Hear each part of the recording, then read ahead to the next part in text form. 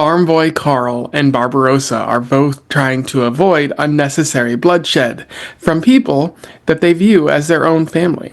We discuss this and more on today's episode. So, welcome back to Around the Weird, a booktube channel where I talk about all the unusual and out of the ordinary literature that I found in my travels, and also on occasion, I talk about movies with my friend Lucas from Lucas MF. Lucas, my Strike friends. the Sun MD Strike the is Sun the MD. is the handle now. I Okay, changed it again. changed it yet again. Okay, and so hello, Lucas. Hello. Great to see you as always. Yes. Today we are talking about another fun movie, and we're also cataloging 12. We're ranking the 12 movies we watched over the past year. Yeah, I can't believe we've done this 2 years already. It feels like so recently that we just started.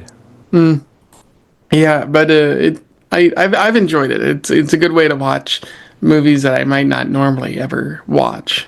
Yeah, I agree. It's been a lot of fun, and we've watched.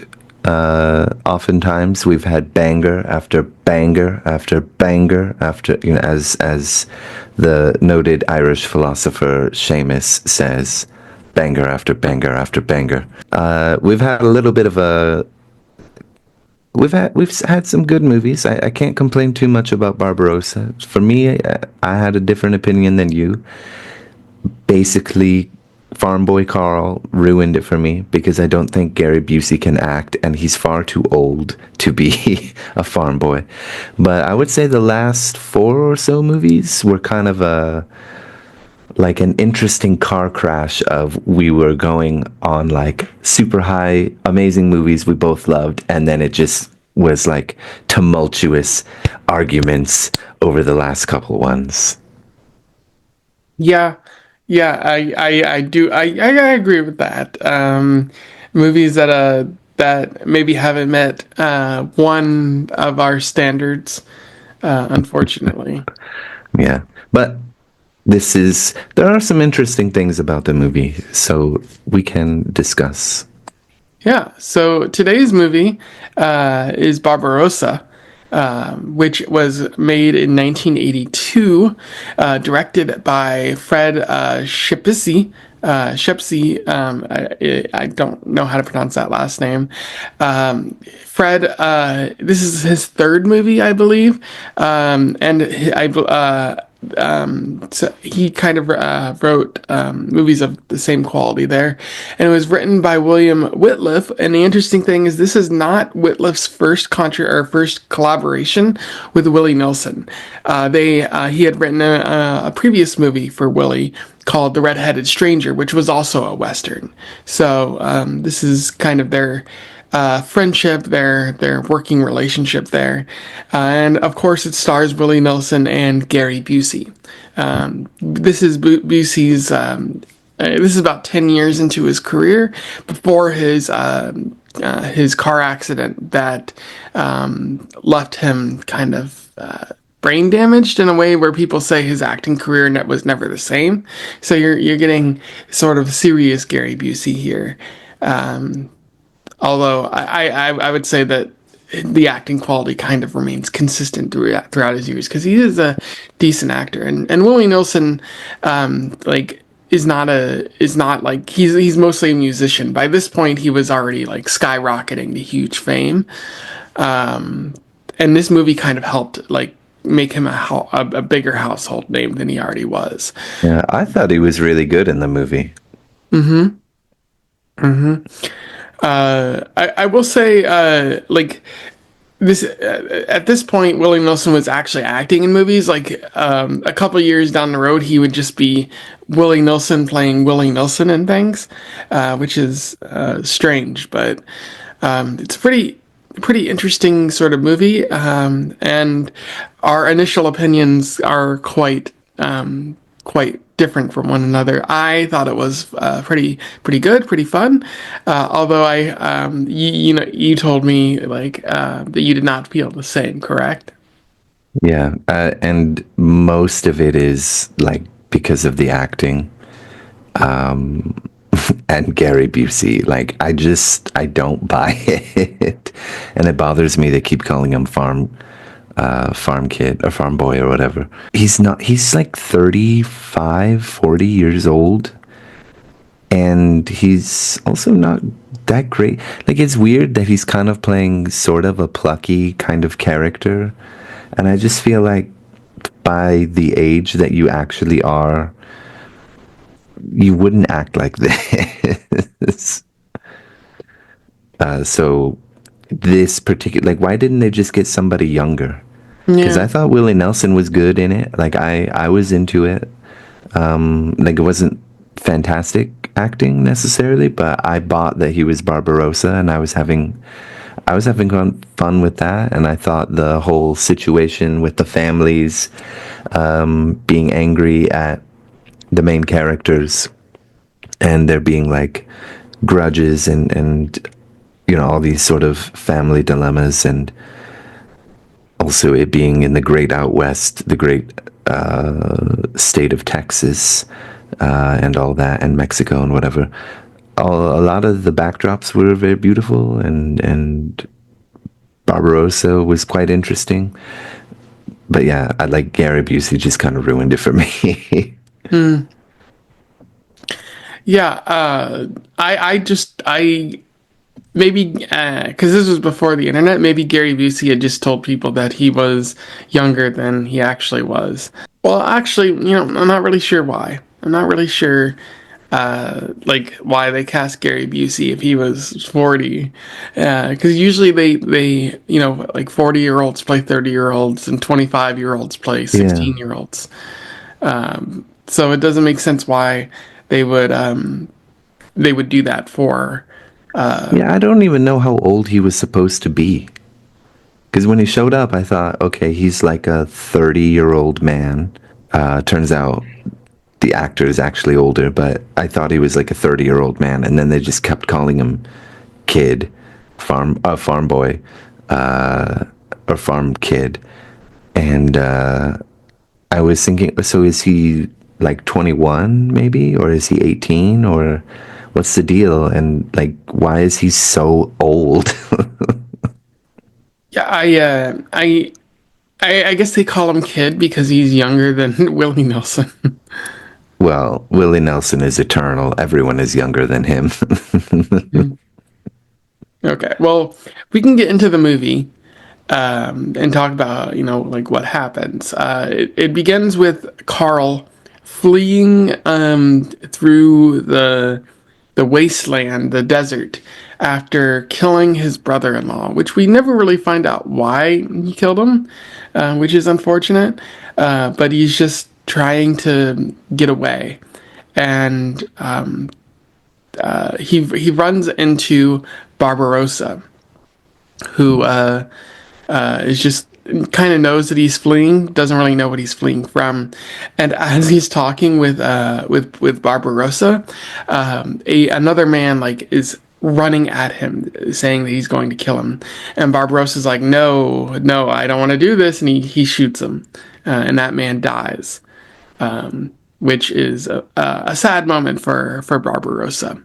What did you think of this opener right here? I was into it. I was thinking, okay, interesting way to introduce Barbarossa. I was okay at this point with Gary Busey. And then, yeah, when the guy comes in, like, I like this so far, but it's sort of what lost me, like, immediately was, I think it's the very next scene because Carl wants to stick around with Barbaros because he can't go back home. And then they need to hunt armadillos. And then there's this wacky, silly scene of Carl trying to chase an armadillo and like being totally incompetent.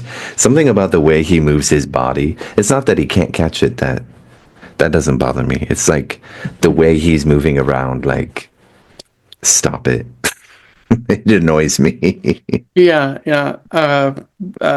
Also with the music, I forgot what it was, but it just made me feel like, oh, it's gonna be one of these, like, I don't know, quirky kind of movies. It's vaguely serious, but just Gary Busey is a very large man, so yeah, him moving around is kind of lanky, like. yeah. But I think that actually happens after the next scene, because we find out the Zavalos want to kill Barbarossa for Oh reasons right. that aren't quite clear, and the family leader says that God chose us to kill him, Yeah, which that is was cool. dark. I like that. And so you have to wonder, like, what, like, why was that ordained, and what's the blood feud inherent in this movie, which again we find out later. But at that point, Carl heads to a Mexican village. He separates initially from Barbarossa, and at the Mexican village, like he stops at a bar for a drink, and they're trying to unload like a prostitute onto him, Oh yeah, yeah, yeah, yeah. and the women are fighting over him, and one of the women stabs the other woman, and the bar manager is like, you You're have to gonna pay. pay for this. You have Yeah, to pay. this woman She made a was, lot of money for yeah, me. yeah. Very, very weird. And like as they're like, as he tries to leave, but he's stopped by three of the Palmeyer family. So Carl shot his brother-in-law, and now his family is trying to catch him. His father tried to stop this from happening, but the Palmeyers are insistent that they get blood for blood. That someone is held accountable. And sadly, like his sister doesn't, like, it was her husband who died, but she doesn't want more bloodshed. But the Palmeyers want this to happen, and so they confront him at the bar, and they're getting. He's like, you don't have to do this." And they're like, "Nope, Dad wants it to happen, so it has to happen." And fortunately, Barbarossa shows up at this point again, and he's like, "Well, we're gonna hold these. We're gonna like rob these people, and you're gonna come with me, Carl." And so Carl joins him, and he's like, "I'm sorry, but I have to steal from you." Which I like. I like Gary Busey's acting here. It's kind of ham-fisted and cheesy at times, but at this scene, it's very interesting because Yeah, like he's reluctant. Like you see this a couple times throughout the movie where he doesn't want to have to do what he has to do. He's being pushed yeah, to fight against these people that he considers family. yeah. And It is kind of interesting because he does want to be an outlaw without doing the outlaw behavior. Because he wants to hang out. Eventually, he does agree, like, yeah, I'll go with Barbarossa. And then there's this conflict inside of him. But I don't want to do the bad things. And also, Barbarossa, initially, he really doesn't want to have anybody. He likes to be like a lone gun kind of guy.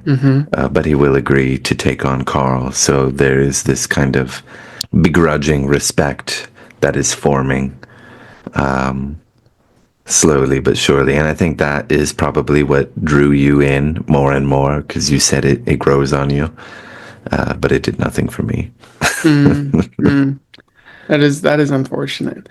But Carl like robs these people, and then they go off, and they try to, like, Barbarossa wants to rob these two like peddlers who Mm. are just selling like various wares, and Carl's like, we shouldn't rob these people. They look like they don't have much to their name, and it's funny because later they show up and they're actually filthy rich, and Barbarossa's like, see what you did? You let them go free.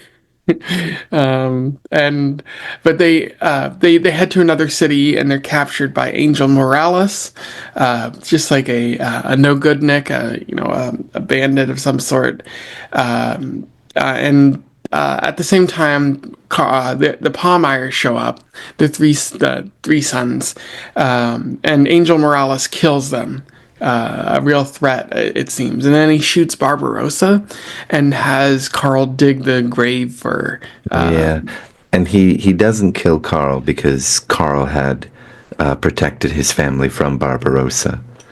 I remember that being a point. And he shot Barbarossa in the stomach.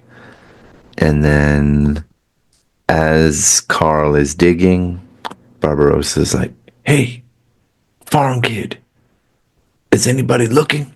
Because he survived somehow.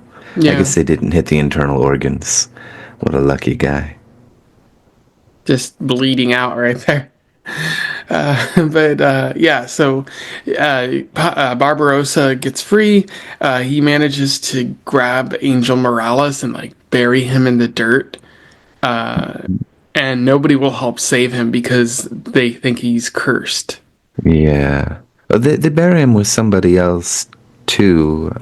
And they bury him like with their heads just above the ground. And that's all I remember. I don't remember who the other guy is. Maybe it was they weren't an important character. Just somebody in one of the banditos or whatever.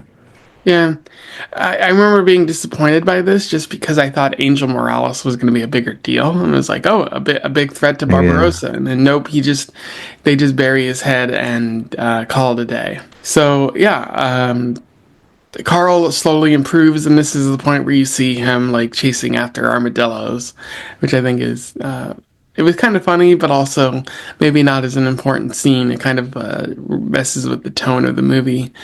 And we find out that Barbarossa is he wants to go see his wife, see his family, and we find out that he's married to a Zavalo woman.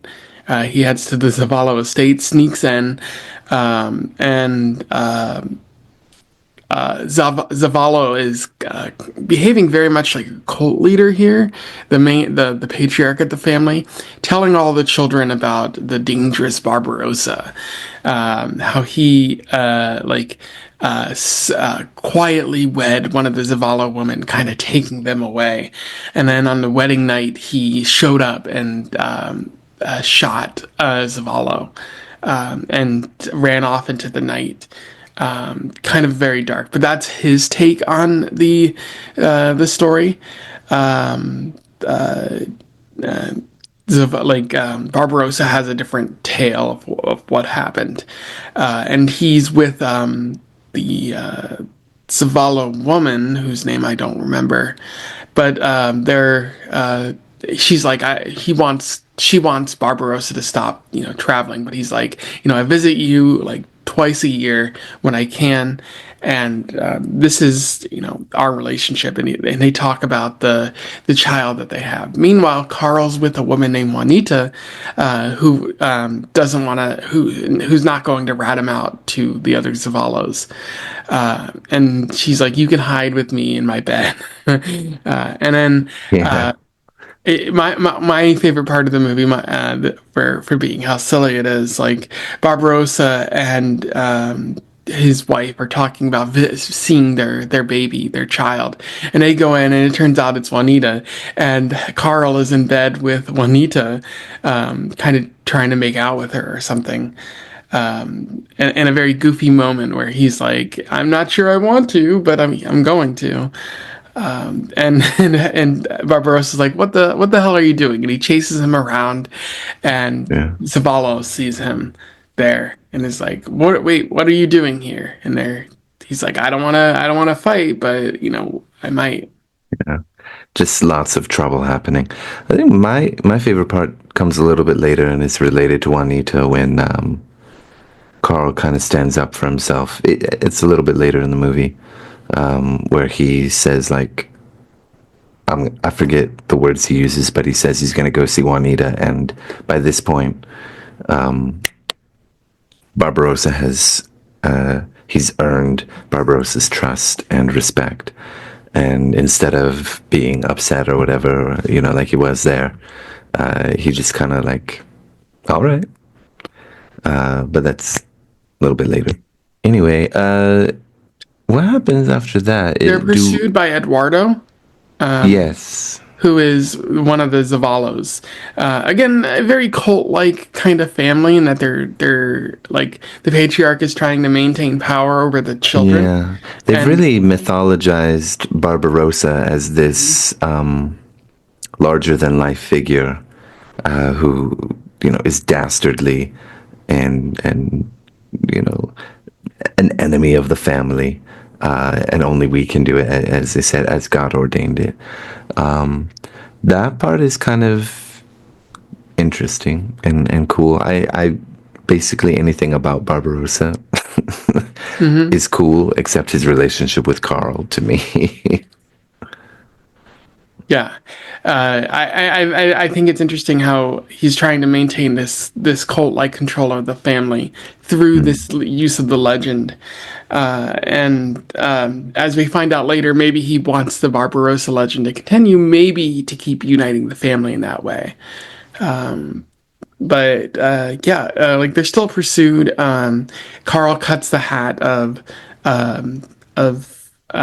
Eduardo while he's sleeping, and Barbarossa then like shoots or makes a loud noise. And when Eduardo awakes because he's asleep, like he's like, "Oh, Barbarossa shot a hole in my hat," and thereby kind of building on that legend again.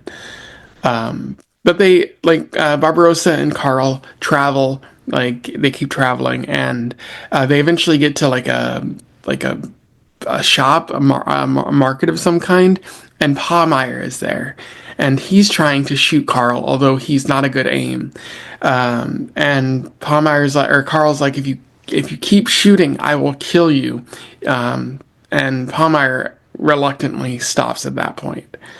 Carl then goes and visits his father. He separates from Barbarossa at this point. It seems like Carl's just gonna do farm stuff. And I will know one of my problems with this movie is that the scenes just things are just kind of dropped. Like you never really see yeah, Juanita again, and like like they have all these interesting scenes, but they're just sort of like they end quickly, and it's like yeah, you could have stayed in the moment a little bit longer. yeah. Oh, something we didn't really mention earlier is that Carl has a great interest in horses uh, because he wants to bring one back to his paw, which eventually we do see after this meeting with Palmeyer, and he brings the horse back, and he. I feel like we're skipping a scene, but you'll correct me if I missed it. But he brings the horse back. He's kind of happy with the family again. His father is this old guy, real old guy, needs help walking. He wants to show the horse off. Open the door, bang, shot immediately.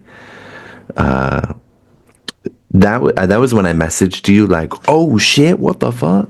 Yeah. Because I was like, something happened in this movie. Something really pretty. I was pretty shocked by that. Then blood for blood kind of mindset going on for Carl. He decides we need to settle this once and for all. Paul couldn't give it up, right? He won't give it up. He specifically says, let me interrupt here. Like Carl's like, we could end it right here. I don't want to kill you. I'm upset about my dad. And it's like that scene sort of just ends, as I said before, but that's beside the point. But like he's like, we can give it up here. It doesn't have to be like this. I can just walk away. And Carl's like, can you just forget about this? And he specifically says, I don't know that I'm able to do it, which is, there's a lot to that line right there. I thought, wow, that's, I thought that was, yeah, I liked that line. I thought, I don't know, I felt that kind of like, it's good for you to just drop it. Like you've done something, this guy has done something to hurt you. This cycle of vengeance has continued because of you. You don't know if you can stop it. Yeah, some like I injuries are thought, just too deep and you just, yeah, yeah, exactly. it grows beyond your control, maybe. Yeah. But Carl, at this point, like Palmeyer is like aiming a gun at him, and Carl has no choice but to kill him, and Yep. Palmeyer dies. End of that story. Yeah, because then the next scene, like Carl is raising horses, and Barbarossa shows up, and is like, Mm. "Well, it's time for you to join me again," and like Please shirk your responsibilities to your family and yeah, join me for the fun of it. yeah, and but before that happens, Eduardo confronts and shoots Barbarossa. Yep. But Barbarossa manages, like, even though he's shot, he manages to get away, which confuses Eduardo and probably contributes to the legend of how he's able to sort of just, you know, skedaddle a Yeah. lot. There's also, I guess it is Eduardo. Like when they're, I think they're in a forest or something, definitely in some kind of pathway in nature, and he's got Barbarossa at gunpoint, and Barbarossa's like, "You can't do it. You won't do it." And then just continues to ride his horse past the guy, who, yeah, is sort of shocked and terrified, because he's, yeah, confronted with the legend himself. And if the guy had, I don't remember if that happened before or after he survived the bullet, but I think after. Yeah, Yeah, after, because he's like survived, and I think that's also giving him some doubt, like, oh, the legend is real or something. But and Barbarossa is also threatening him, like, just imagine if you tried, like, your whole family would go to waste, and this kind of thing. he kind of like intimidates him. Yeah, yeah, with words, like, that was a powerful move. I really liked that scene. Yeah. And Yeah, then Carl shows up and is just like, "Give me your gun. I want to make sure for sure that you're not going to try to kill him." yeah, Rides off, and then like he has his knife, like Eduardo does, and he kind of sneaks up on Barbarossa, and like he Barbarossa manages to shoot him, but not before he delivers a fatal blow. And as yeah. Barbarossa is like dying, he tells Carl, like, the reason I shot the patriarch of the family at Mm, all those years ago was because he cut off my ears on the wedding night. Like he didn't want me marrying his daughter, so he tried to kill me, and so I killed his family, and that's sort of what led to this big old blood feud yeah. here. I guess it should be probably pointed out that it wasn't just a knife; it was a silver crucifix that had the end sharpened, so it could pierce through, as if he's like some kind of werewolf or something. Kind of looks like it. Yeah, for sure. Yeah, there's probably a lot that you could say about a crucifix Yeah, yeah. fashioned into a weapon. I think there is supposed to be something there. I mean, okay, it's like a Mexican family, so they are pretty religious people, generally speaking. But I think there was supposed to be something there, like, this killing the legend finally, with Hmm. this specific type of metal and symbol, giving it more meaning. But Carl has got to, he promises to chase that guy down, Eduardo, before he can get back to the Zavalas, and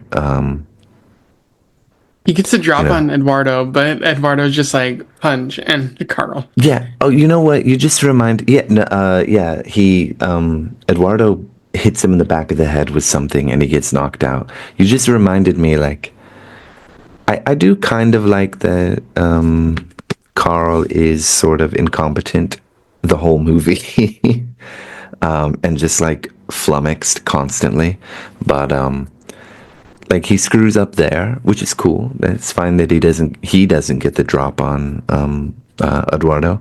But there's this part where they're climbing the face of a cliff or something, and they've got all this treasure, or gold, in some like saddles, not a saddle, I forget what, but they're carrying some treasure, and it's really difficult for them to get up.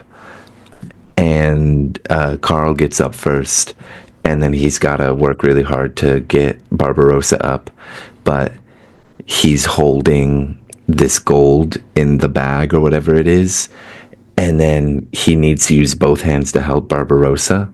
So he just flings the gold off of the mountain and then helps Barbarosa. And he's like, "What the hell do you do that for?"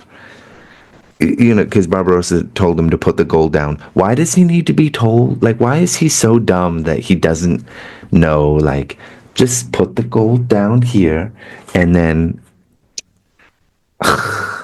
this was another thing that like really annoyed me about his character. Like, I can accept that he's like new to this outlaw life, but like the gold is valuable, and you've carried it up here, and now you're just gonna drop it. Like, Yeah. that was so stupid to me. Like if he in the process of trying to help it fell down, that would be one thing. But he threw it down. I just Anyway, back to Yeah, no, I the get part it. we were at. Yeah, I get it. But yeah, so then after Edward like bops Carl in the head, he goes back to the patriarch and says, I killed Barbarossa, and Zavalo has his doubts because he doesn't have like Barbarossa's head or any evidence to support Mm. his claim. But they choose to celebrate anyway, and they have a fiesta where they're celebrating the death of a family enemy. And Barbarossa's wife is unhappy here, very sad. And Carl realizes that there's a way that he can sort of contribute to the family legacy here, and so Yeah. he rides the horse into the fiesta in the background, and the patriarch is like, what's that over there? Why does it look like Barbarossa?" Which I think is really cool. And then he shoots something off of Eduardo. Do you remember what that was? I don't remember It what. was a wreath, like something to honor him because Yeah. he did it. And Barbarossa's mother, not mother, oh my gosh, that would be a story. His wife and daughter were upset. The rest of the family is kind of like, yeah, celebrating. And they're there to honor Eduardo for being the one to put an end to the legend. And then he comes in with Barbarossa's effects and bang bang shoots it, and the whole family's like, Barbarossa, Barbarossa, yeah, they, Barbarossa. they whisper it. That's right. And they go searching for their guns and knives, and then the whole family is revitalized. Yes, we still have something to live for. Let's go. Yeah, I thought it was interesting. Like they need the Barbarossa legend. The Yeah. patriarch in particular needs it in order to maintain control of the Yeah, family. I think exactly, definitely. I agree with your point there. I also think there is something interesting about like, how do I want to say this? Like, I don't know how to word that, but Carl is kind of a screw up from the get-go, right? And he's an idiot for most of the whole movie. But he does this really sort of noble thing to take on the mantle of this outlaw. And in this sense, he's able to become something greater than he could ever be himself. Meanwhile, this other guy, Eduardo, this other son figure, is really trying to prove himself. And in doing so, okay, he was about to be honored with a wreath, but like almost destroys the family. I don't know if there's some kind of contrast kind of thing going on here, but like as you said, like they do need the legend. It excites them, it motivates them, it keeps them focused and together. The patriarch can keep control. I think he kind of likes having Barbarossa there. He never seemed that interested in actually killing him to me. So But is Carl just going to live on under the Barbarossa name for the rest of his days I and think so. become I an mean, it outlaw that comes. way? I think so. I mean, it kind of comes out of nowhere to me. I mean, he had great respect for Barbarossa, but I don't feel like the story really sold me on he does want to do that. It's just like, oh, my friend died and I didn't catch the guy in time. So I guess what I can do is continue the legend, I guess. There's no indication that he will stop, is why I think he will just continue that life. And I think that's what you're supposed to get. Like it's this tradition is being passed down in some way. Yeah, that, but also he's already on his own path to becoming a Barbarossa type because no doubt Yeah. the Palmyres, whatever Palmyres remain, if he hadn't already killed the entire family, like they're going to be coming after him too. So he's not the quiet life is not one for him. Yeah, I kind of feel like if you were in the great out, not the great back doors, oh my gosh, the great western frontier, and you did something like this, you should probably just kill the entire family because otherwise somebody's going to be chasing you. Yeah. If you thought they were family yourself, then there'd obviously be like something morally preventing you from doing that. Like Barbarossa, like he doesn't just kill the entire Zavalos. Yeah. He just kills them one at a time. Saves them. Yeah, he's got morals. That's okay. Unlike me, I just bang, bang, bang, bang, bang. Problem solved.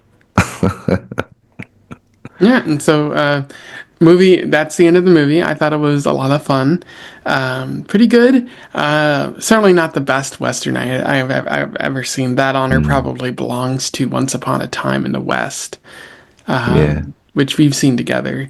yeah. But We watched that together yeah, we watched it. in Ellensburg. No, in Iowa when I was living at Yeah, your yeah, place yeah, for a yeah, little yeah, bit. yeah, yeah. I remember that. Wow, it's been a while. So usual Lucas question: which character did you identify with the most? I think I identified the one I related to most was I am going to give a serious answer, and I will say probably the father Zavala because what did he well other than his like patriarchal I must control the family.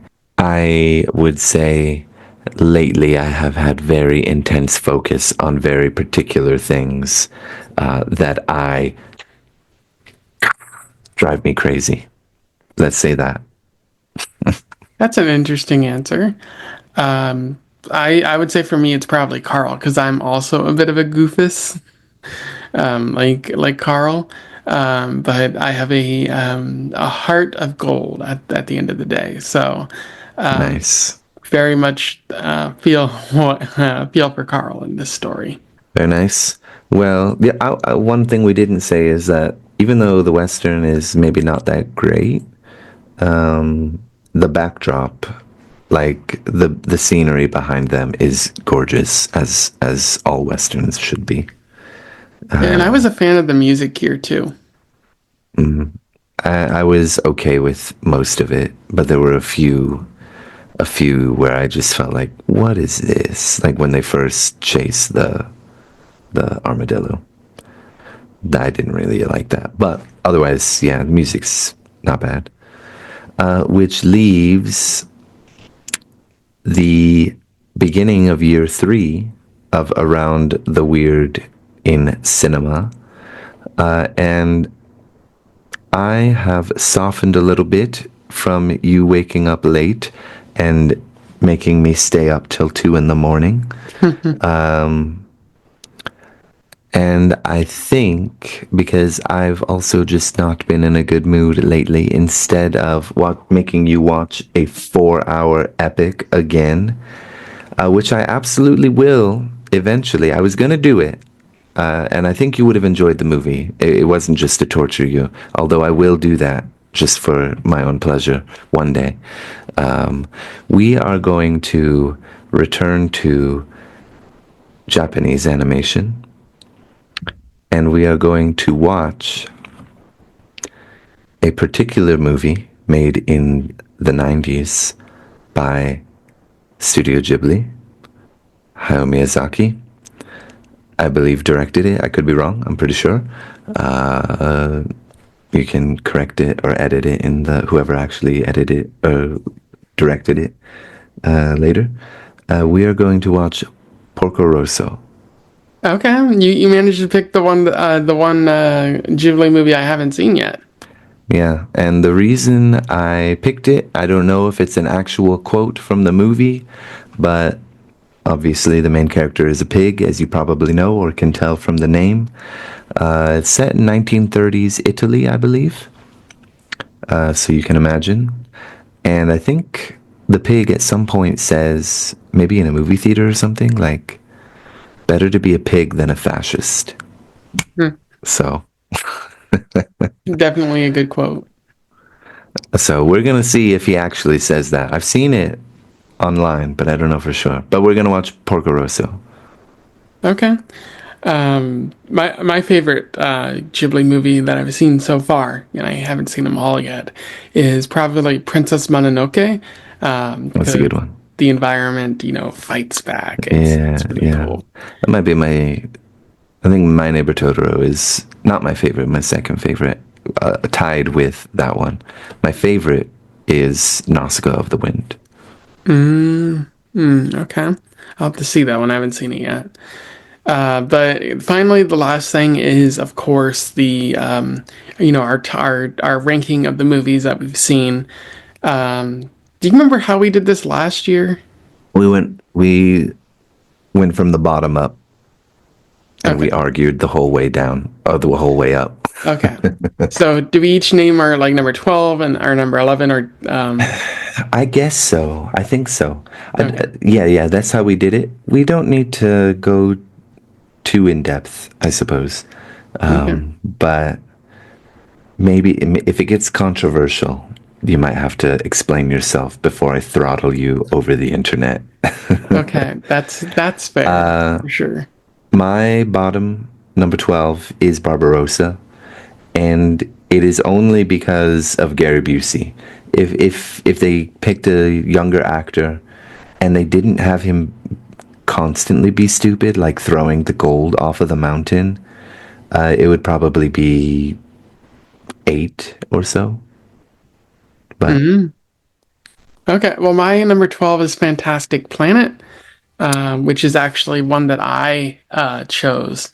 Unfortunately, it was an interesting movie, and the animation is cool at times, but it wasn't that great. It never held my interest. So, yeah, nah, that's why it's number 12. And then number 11 for me is On the Waterfront. I was actually surprised that I ranked it so low, but interesting. I guess of like it's the one I thought about the least, along with like Fantastic Planet. Like Yeah, I'm trying to. Marlon Brando's good, but it's just a very forgettable movie. Yeah, you know what? I'm looking at my list on Letterboxd right now, and I'm realizing like I have it ranked at 4.5 stars. I guess when I watched it, I really liked it, but I really don't remember very much of it. So, yeah, it's quite forgettable in that sense. I'm gonna knock it down a little bit on my ranking now that you have mentioned it. And yeah, it's gonna go there.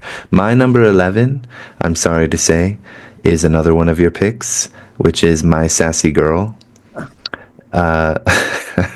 And the only reason is I really don't like bumbling doofus male characters and following them. And that's what he was. I just like, especially in a comedy, I just don't enjoy that. And then I guess like she's kind of abusive, but that's like okay. for some reason, which is weird, but it's fine. But the main reason is I don't really like that archetype of male characters in comedies. But not a bad movie. Just I have to put something at number 11. My number 10 is also one of your picks, which is Fantastic Planet. Okay. Terrible voiceover, in my opinion, and not that interesting. What's your number 10? My number 10 is Story of a Blooming Flower. Um, it's What? it feels more like a meme at times. Like the first half is good, and then the second half becomes pure propaganda. And Mm. I do like it, but I also don't. It's not that great. It's It's kind just of a movie that doesn't belong on like a scale of do I like it or not. It's just it's something. an experience more so than anything else. Yeah.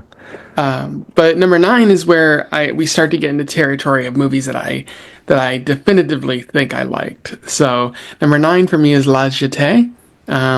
It is a beautiful PowerPoint, What? but it is a good movie. It is an interesting movie, and like a lot of it is something that swims around in my mind still. Like I think about it every so often. So yeah, good pick, good decision to make us watch it. My oh my God. Okay. Well, I'm glad you love my favorite PowerPoint. My number 9 is On the Waterfront. I had it at number 7, but then you made me realize I just don't really remember it besides the famous scene, which I didn't need to watch the movie to know it because I it's just something that everybody knows. Yeah, On the Waterfront, pretty low. And then we finally get to the first movie that I chose, which is The Story of a Blooming Flower, at number 8. I enjoy it, but the acting is bad. The music is a banger, but the acting is bad. And yeah, the resolution to the actually good drama of do I sell this flower and support my daughter or keep it and honor my mother? Amazing. Unfortunately, the solution is go to Pyongyang and get based. Which is it's interesting in its own right, but it's just not good. Number eight for me is Matawan, however you pronounce that. Yeah, it's a good movie.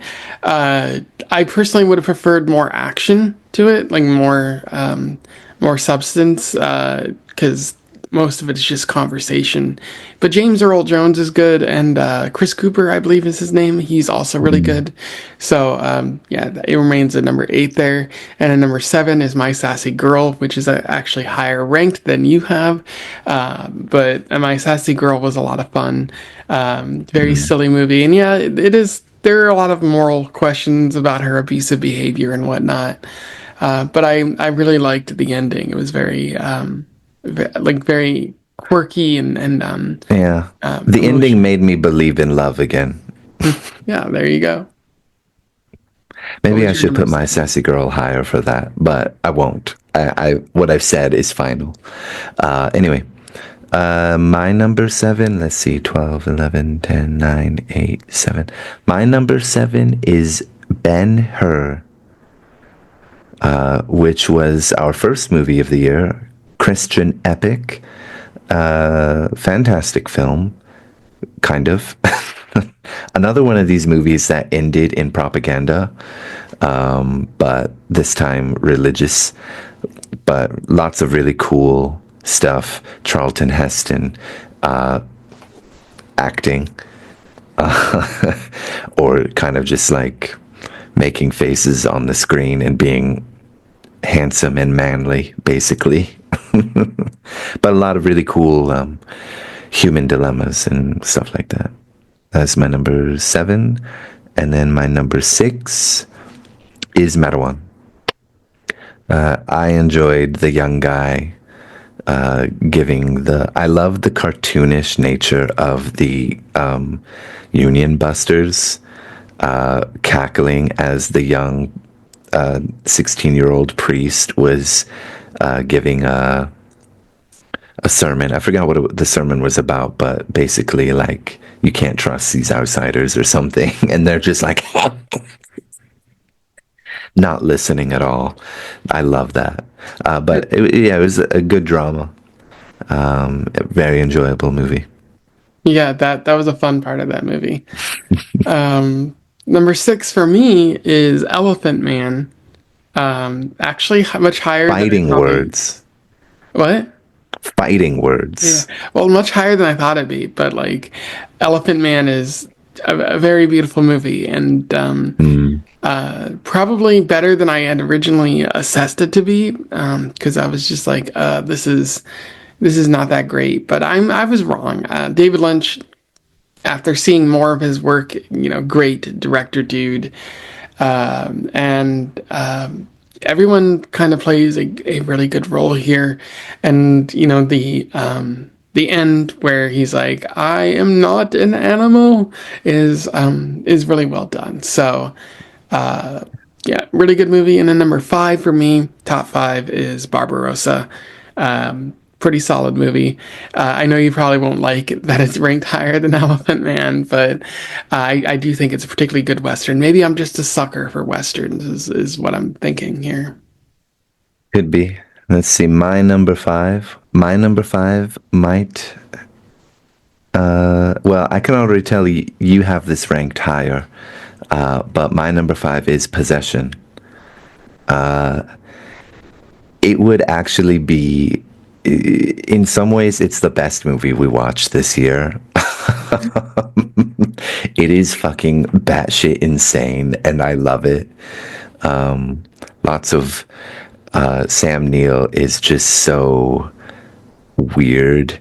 That German guy is like, this is the most perfect movie to see what is it like on the inside, in the end, what is the inside of the most divorced man ever's mind like. That is this movie. So that's my number 5. And my number 4, I'm setting it, it's final. It is in fact Set It Off, which was, I think, the second movie we watched. Really, really great story. For, nice, lots of interesting things happening with Queen Latifah playing a lesbian, and this drama of stealing from a bank after who was it? Vivica Fox, right? Lost her job, and the struggles that these women faced as women, and but particularly as black women, losing brothers and things like that. Very good movie. Yeah, and I think at this point, like going from number 4 onwards, are movies that are so great that it's really hard to properly place them. But number 4 for me is Possession. Yeah. Everything about what you just said, the complete horror of it all, the scene where the woman is just like running through the subway, screaming her freaking head off. Oh yeah. It's so disturbing and so good. And The as you baby said, too. most divorced man ever, and Sam Neill. It's a fun movie. Number 3 for me has actually been Her, which I ranked higher than you. I'm surprised. I love everything about the movie. The ending might be a little propaganda-ish, but it like it's there. Like it stands for Yeah. something. Yeah, I agree. And the only thing I had to bring Ben-Hur down for is because, if you remember, like, it's okay that it's about Jesus and at the end, that's fine. But the thing that brings it down for me is that, like, Ben-Hur's family has leprosy and they're just horribly scarred by this. and then the rains come down and heal to forgive everyone of their sins, and then their leprosy is gone. Like, what the heck? Hmm. They didn't do anything wrong. Anyway, but yeah, Ben-Hur is great. Ben-Hur is a Hmm. very good movie. I enjoyed it, and I have been kind of craving another sort of historical epic of some sort. So maybe I might recommend one or pick one over this next year too. Who knows? Mm, mm. So that leaves my number three, which is actually The Elephant Man. I am a huge David Lynch fan, having now seen all but one of his movies, and I haven't seen his Twin Peaks, but yeah, Elephant Man, this top three for me is like they're all micrometers away from each other. But yeah, Elephant Man is number three. Fantastic drama. What's his name? Anthony Hopkins. His acting with his eyes is beautiful. And now that I'm thinking about the end, I'm wishing I put it at number one, which is where it was at the beginning of this discussion, but I was circulating. My number three is Elephant Man, and this may surprise you. It will confirm something for you because you'll know what my number one is. My number two is La Jetée, Hmm. the greatest PowerPoint of all time, which of course then means my number one is Rockstar.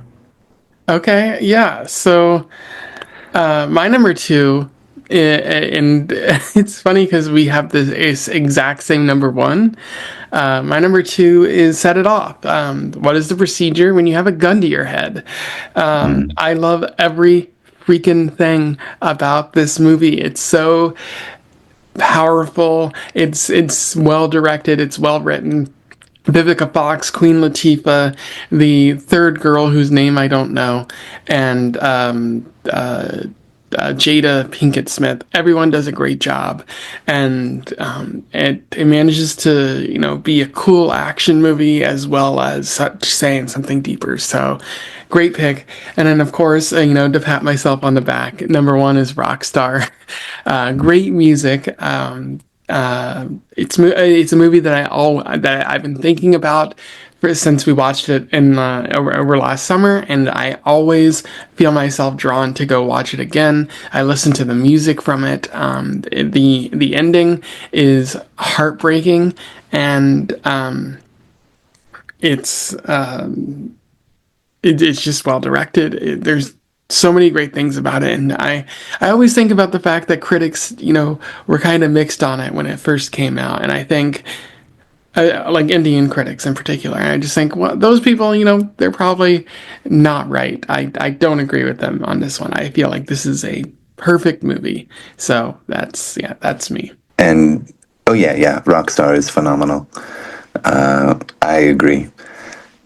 And I'm looking forward to starting year three with Porco Rosso, returning to animation, which we haven't watched in 2 years for now. Well, we watched Fantastic Planet, Oh, I meant Japanese animation. Japanese animation. Okay, yeah. So, I've been watching Studio Ghibli movies. The most recent one being Ponyo. This is not unfamiliar to me, but together we haven't watched it in quite some Yeah. time. So looking forward to it. But yeah, anyone out there, if you have anything to say about Barbarossa or the movies that we watched or what we're going to watch, let us know in the comments below. We would love to hear from you. Otherwise, don't forget to like, share, and subscribe, not only to my channel, but also Lucas's channel at Strike the Sun MD. If you can remember the various changes that they are trying to make every time. No, they're always making good videos, so check that out. And also join the Discord if you want to have further conversations about books, movies, TV, various things like that. And until then, we wish you the best of luck in your weird and legendary travels. Farewell.